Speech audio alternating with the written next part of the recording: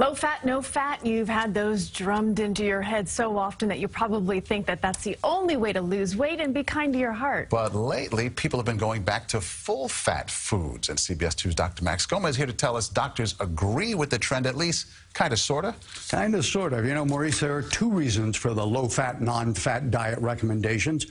One is for heart health, and the other is for weight loss. And for years, we've been told that the same foods are best for both goals. Turns out that might not be true. Fat is high in calories, very high, and fat is what clogs our arteries, right? So why are so many people going in the other direction and putting fat back in their diets? I feel like low-fat food, they take out the good fat in it. So I do mostly like full fat. You've gone back to more full-fat foods? Oh, yeah, basically. What's going on here? Is the wisdom of the crowd actually right about fat?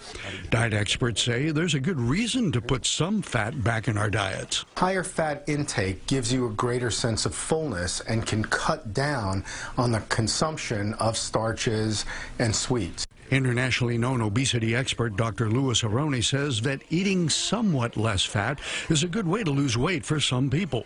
The problem is, what are you going to substitute for the fat? If you substitute for fat with starches and sugars, you're probably going to gain weight. So instead of thinking low fat, do this. I don't think of it as low fat, though. I think of it just as good and bad fat. In fact, there are large studies that show that people who ate diets very, very high in good fats, olive oil and nuts, actually lost weight and reduced their risk for heart attack and stroke. The critical factor is what you combine those good fats with. The lethal combination is fat plus carbs.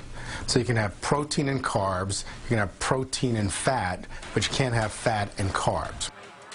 And the more processed those carbs are, white flour, white pasta, sugar, and so forth, the worse the combination for your heart and your waist.